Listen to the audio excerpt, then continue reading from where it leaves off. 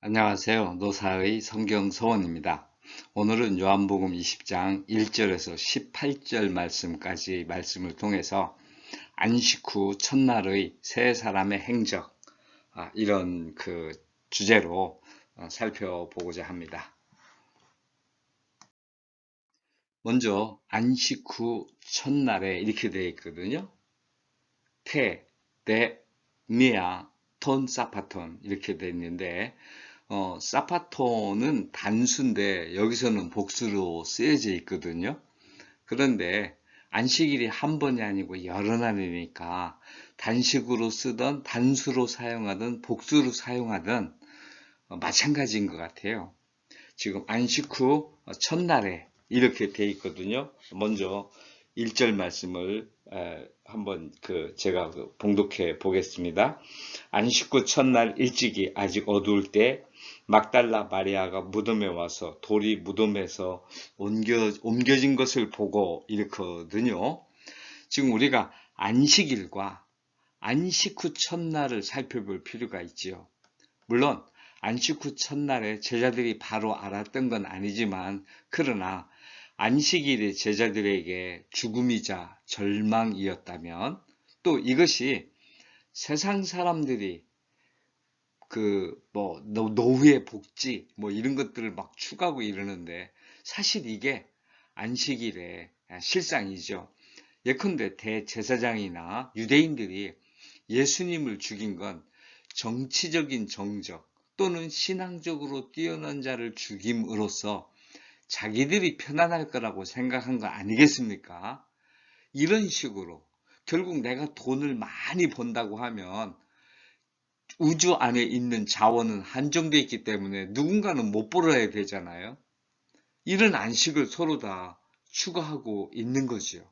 인간적인 안식, 우리나라가 잘 살겠다는 건 당연히 잘 살아야 되겠지만 그러나 늘 한켠에서 못 사는 나라가 있을 거라는 것을 생각 안 할 수가 없는 거지요. 어쨌든지 세상이 추구하는 안식의 실상입니다. 안식 후 첫날입니다. 안식일이 지난 다음 날이 왔는데 이거는 모든 이에게 자연적으로 찾아오는 세월의 흐름이죠. 그러나 그리스도를 믿는 자에게는 안식 후 첫날이 될 수 있다. 이거는 생명의 날이다. 이렇게 되는 거죠. 세상이 추구하던 안식을 끝내고 우리 하나님이 천지를 창조하시고 영원한 안식에 드셨거든요. 우리도 그렇게 세상 살고 난 후에 영원한 안식에 들어가야 한다. 안식 후 첫날은 우리에게 없어서는 안 되는 날이죠. 하나님은 인간들이 여태까지 해왔던 하나님의 아들에 대해서 오래전부터 계획해왔던 그리고 그 계획을 실천해서 결국 통쾌하게 그들이 십자가의 예수님을 달려 죽게 했지만 하나님은 안식 그 다음 첫날을 준비하셔서 밤이 어두울 때 새벽이 아직 오지 않고 새벽이 오고 있을 그때에 우리 주님을 부활하게 하셨다. 이렇게 볼 수 있는 거죠. 세 사람의 행적입니다. 막달라 마리아 2절에 보니까 시몬 베드로와 예수께서 사랑하시던 그 다른 제자에게 달려가서 말하되 사람들이 주님을 무덤에서 가져다가 어디 두었는지 우리가 알지 못하겠나이다 하니 베드로와 그 다른 제자가 나가서 무덤으로 갈새 이제 다름질한 거죠. 여기 이제 막달라 마리의 행적인데 이 부분에 대해서 요한복음은 막달라 마리아만 했지만 막달라 마리아와 다른 마리아 마태복음에서는 이렇게 기록하고 있어요. 마가는요, 막달라 마리아와 야고보의 어머니 마리아와 살로메가 있었다. 그리고 누가는 말이죠, 막달라 마리아와 요한나와 야고보의 모친 마리아 이렇게 돼 있어요. 이게 지금 직접 그 현장에 있었던 게 여인이 한 3명 정도 되는 것 같아요. 그리고 베드로와 요한이 무덤에 직접 가서 본 것 같아요. 이 5사람은 확실해요. 나머지 말들은 이 사람들이 말을 하다 보니까 듣는 와중에 이렇게 저렇게 좀 더 보태졌거나 사람의 숫자가 자기 보는 관점에 따라서 달라졌을 것 같아요. 그리고 지금 마태, 마가, 누가는 말이죠. 이 세 복음서는 AD 70년에 예루살렘 성이 로마에 의해서 완전 함락되거든요. 그러는데 그때 그 사건이 중대한 사건인데 예루살렘 성이 돌 위에 돌 하나도 남지 않을 것이다. 이 예언은 됐지만 그 예언은 기록이 돼 있지만 예루살렘이 멸망했다는 기록은 없어요. 유대사에서 이처럼 중요한 기록이 있을 수가 없는데 가장 중요한 사건 중에 하나인데 세 사람이 공교롭게도 빠뜨렸다는 것은 거꾸로 얘기하면 마태, 마가, 누가는 AD 70년 전에 쓰여진 것이 아니다. 그 전에 쓰여졌다는 거죠. 그 이후에 쓰여졌으면 분명히 기록이 있을 텐데 세 사람이 다 기록을 안 했다는 것은 마태, 마가, 누가가 AD 70년 이전입니다. 그 다음에 예수님이 33세, 2세 이렇게 되어 있는데 우리 예수님은 역사적으로 고고학적으로는 BC 4년에 태어났다고 그렇게 되어 있거든요. 기원전 4년에 태어나서 1년, AD 1년, 2년, 3년, 4년 해가지고 30세 될 때까지 사셨다. 대충 예수님의 연배를 30으로 보니까요. 12살에 예루살렘에 올라간 흔적, 그 이후에 쭉 되어진 일들을 쭉 볼 때 그렇다라고 보는 거거든요. 어쨌든지 지금 그 마태, 마가, 누가가 이게 되어졌어요. 그 다음에 예수님이 30세면은 제자들은 그 이전일 거 아닙니까? 그리고 이들은 압박을 받아서 박해를 받아서 흩어졌단 말이에요. 사도행전에 보게 되면. 그러면 복음 전하는 동안에는 마태, 마가, 누가를 기록할 여유가 없었죠. 그러니까 전도하느라고 바쁘고 쫓겨다느라고 언제 죽을지 모르니까. 그리고 이게 죽기 전에 말년이 되오면서 썼을 것이다. 이렇게 본다면 AD 한 50년에서 AD 70년 그 사이에 마태, 마가, 누가가 쓰여졌을 것이다 이거예요. 그리고 이 세 사람은 서로 마태가 누가의 책을, 마가의 책을, 마가가 마태의 책이나 누가의 책을 서로 봤을 수가 없다. 거의 정보 교류가 안 됐다 이거예요. 그러다 보니까 기록을 할 때 자기들이 본 바에 의해서 또는 자기가 믿을 수 있는 사람들에 의해서 얘기된 정보를 담았을 것이다 이거죠. 그러다 보니까 이렇게 마태, 마가, 누가가 달라지는 거죠. 사람들이 달라지는 것도 말이죠. 우리가 3.1 운동에 대해서 예를 들어 어떤 역사학자가 연구를 한다고 합시다. 다 관점이 틀려요. 보는 관점이. 그런데 그 관점이 다르다는 건 뭐죠? 거꾸로 얘기하면 분명히 3.1 운동 사건이 있었다는 거예요. 그거에 대한 해석이 다른 거지 사건이 없는 게 아닌 거지요. 각자 기록하는 게 다른 거죠. 그리고 이 사건이 의미하는 바 이거 그 사건에 대한 것은 사건이 있다는 건 분명한 거예요. 그래서 이렇게 다르게 기록되고 있다는 게 예수님의 무덤이 비었다는 것을 확실하게 증명해 준다는 거죠. 여기 누가복음에서는 우리 중에 어떤 여자들이 봤다. 이 누가는 말이죠. 자기가 10절에서는 막달라 마리아, 요한나, 야고보의 모친 마리아 이렇게 해놓고는 또 누가복음에 가서는 22절에서는 우리 중에 어떤 여자들 이렇게 기록하고 있는 거예요. 부활 사건이 확실하기 때문에 제자들은 전혀 의심하지 않았다. 지금 요한은 말이죠. 요한복음은 빨라야 AD 90년이에요. 그러니까 마테마가 이거하고 약 40여 년, 3, 40년의 차이가 있는 거죠. 그러면 요한은 봤을 가능성이 있어요. 마테마가 누가 책이, 이 성경책이 돌아다니고 있었을 거니까 그거를 시간이 오래됐으니까 봤을 가능성이 있다 이거죠. 자기가 생각하기에 막달라 마리아만은 확실하게 나오니까 막달라 마리아는 확실한 증언자다. 이렇게 봤을 수가 있어요. 그럼 증언하는 사람만 있으면 되는 거지. 딴 게 또 필요가 없잖아요.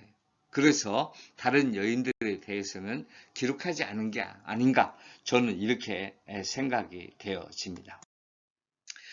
이들은 다 빈부둠의 증언자들이다. 부활의 선진자들. 이게 저자의 관점에 따라 다양하게 기록되어 있다. 중요한 거는 부활이 진리다. 그 다음에 베드로와 요한.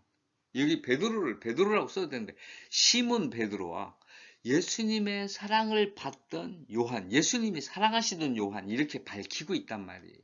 왜 그럴까 우리가 궁금증을 가져야 되겠죠? 그건 좀 이따가 이제 될 건데, 아무튼 마리아의 통고를 받고 무덤으로 달려갔습니다. 그런데 두 사람이 다름질을 했는데 다른 제자가 더 빨랐어요. 사랑받던 제자가. 이 친구가 무덤에 먼저 가서는 들어가질 않아요. 요한은 겁이 많은 거죠. 베드로는 다름박질이 늦었어요. 늦게 왔지만 아무 주저 없이 무덤으로 들어갔어요. 이런 차이가 있죠. 지금 이거 다 미세하게 지금 설명하고 있는 거예요. 보이지 않게 말이죠. 그래서 두름의 일이 쌓여 있었다. 그리고 9절에 보게 되면 9절 말씀에 그들은 성경에 그가 죽은 자 가운데서 다시 살아나야 하리라 하신 말씀을 아직 알지 못하더라. 에데이산, 그들은 몰랐다. 에데이산이 기도에 있거든요. 에데이, 보고 알다, 이런 뜻이에요. 그런데 무덤을 보고는 아직까지는 모르는 거죠. 아직 예수님의 부활을 알지 못했어요. 그러나 세마포와 수건이 정리되어 있었어요. 누가 했을 것 같아요? 천사가 했을까요? 예수님이 했을까요? 저는 예수님이 했다고 보여져요. 자기 제자들이 싸매어준 그런 것들이기 때문에 예수님이 제자의 헌물을 소중하게 생각하셨다 이거죠. 천사가 하지 않았을 거라고 저는 봐요. 빈 무덤을 보고 집으로 돌아갔다. 에펠센, 이게 말이죠. 에페르코마이, 여기서 떠나갔다 이런 얘기예요. 그래서 제가 해놨어요. 프로사우스, 그들 자신에게로, 제자들, 호이 마세타이, 그 제자들이 자기 자신에게로. 운은 그러자 팔린 다시 이 말이죠. 여기 운이고 여기 팔린인데 요건 운 팔린. 그러자 다시 떠나버려서 제자들이 자기네 집 쪽으로 갔다. 우리 번역으로는 집으로 돌아갔다 이렇게 했거든요. 이에 두 제자가 자기들의 집으로 돌아가니라. 과연 부활을 믿고 갔을까요? 제가 보기에는 왔지만 아니구나. 살았을지도 모르겠다. 반신반의 정도. 그래도 강한 의심이 있지 않았을 것인가. 지금 여기 시몬 베드로, 예수께서 사랑하시던 다른 제자 자책이라고 저는 봅니다. 시몬은 반석이잖아요. 전혀 지금 반석이 아니잖아요. 사랑받던 제자인데 뭐예요? 그리스도에 대해서 은혜를 저버렸다. 자기들은 이런 존재다. 이렇게 저는 보여주고 있다고 봅니다. 마리아가 부활의 예수를 만났습니다. 울고 있습니다.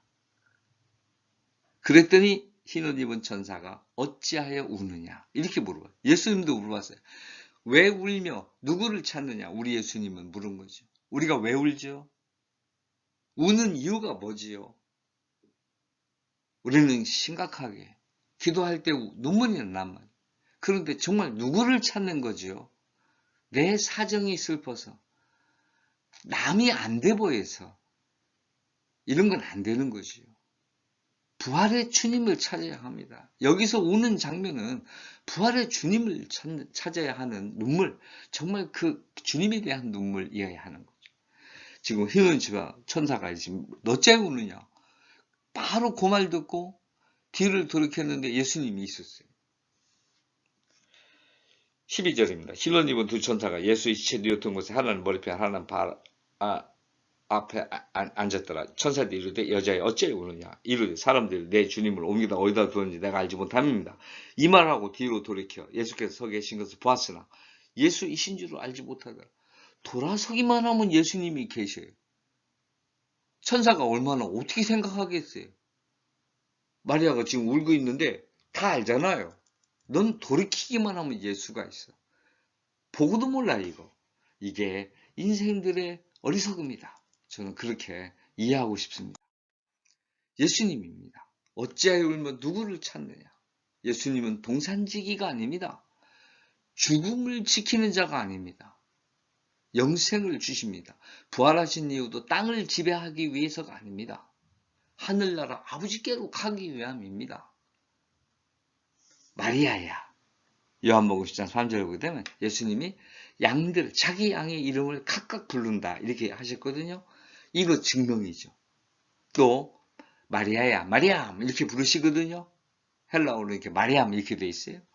이는 시신이나 찾고 있는 죽은 자를, 시신이나 찾는 그 영혼이 죽은 자를 깨우치게 한다. 이렇게 불러주심으로써 우리도 예수님이 이렇게 부르실 때 빨리 응답해야 되겠죠. 마리아가 반응합니다. 라보니 이렇게 반응합니다.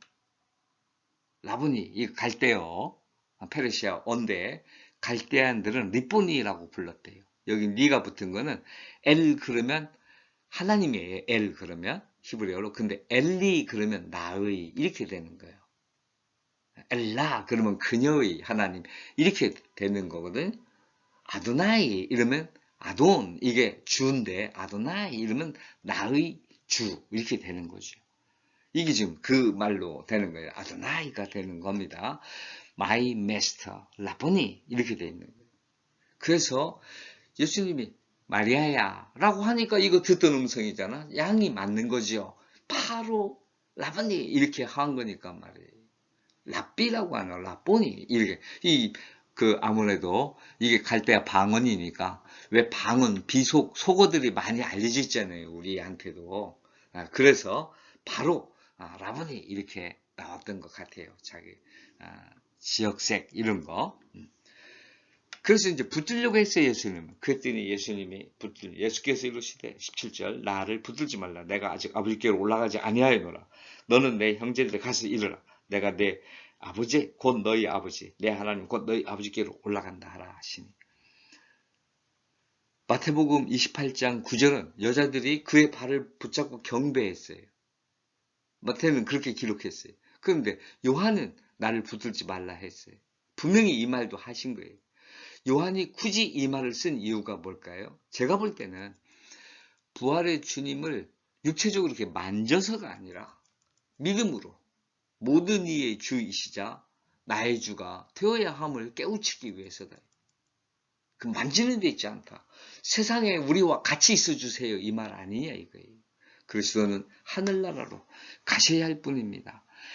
나의 주이자 모든 이의 주가 되셔야 합니다. 따라서 나 개인 욕망, 인간적인 욕정으로 그리스도를 붙잡고자 하는 것은 안 됩니다. 합토마이거든요, 이게. 꽉 붙잡다 이 얘기예요. 베드로가 예수님을 잡을 때도 합토마이가 돼 있어요.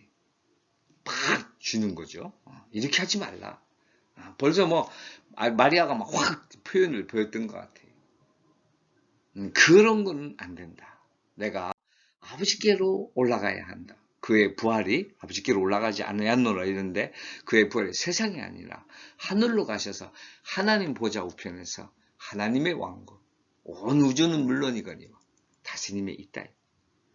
나의 아버지 곧 너의 아버지 나의 하나님 곧 너희 하나님께로 가노라. 그리스도 왕국의 신성을 제자들에게 각성시키고 계신다. 이게 마리아가 가서 얘기할 거는 아버지께로 가신대 이렇게 얘기할 거 아닙니까? 그 이후에 다 알려진 거 아니겠습니까?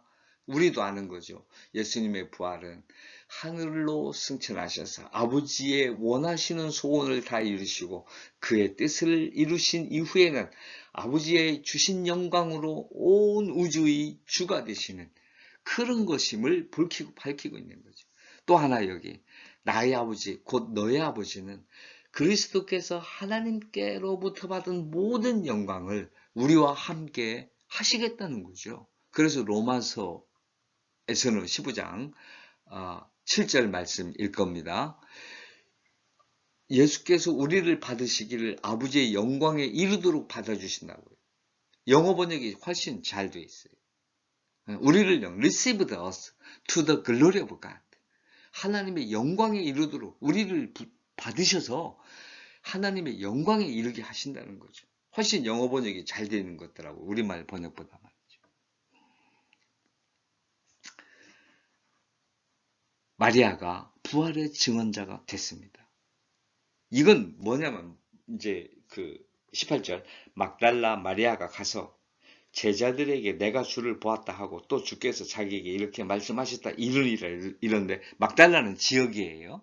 막달라는 갈릴리 동네 옆에 있는 막달라는 곳에 이름은 마리아. 대부분 지금 마리아가 많이 나오고 있으니까 말이죠. 그러면 이 그 마리아가 이제 막달라 마리아가 부활의 증언자가 됐는데 요한도 말이죠. 막달라 마리아가 하듯이 나도 이렇게 하겠다. 이런 말이라고 저는 이해가 되는 거예요. 내가 주를 봤다. 주께서 이렇게 말씀하셨다. 내가 아버지께로 간다. 이렇게 하신 거죠. 오늘은 적용을 제가 생각해 봤습니다. 우리 자신을 돌아보고 우리의 마음과 육체의 무덤을 비웁시다. 부활의 소망으로 새로이 태어납시다. 하늘나라로 올라가서 그리스도의 영광에 참여합시다. 이렇게 그리스도의 부활을 믿고 증언하는 여러분과 저와 여러분이 되기를 소원합니다.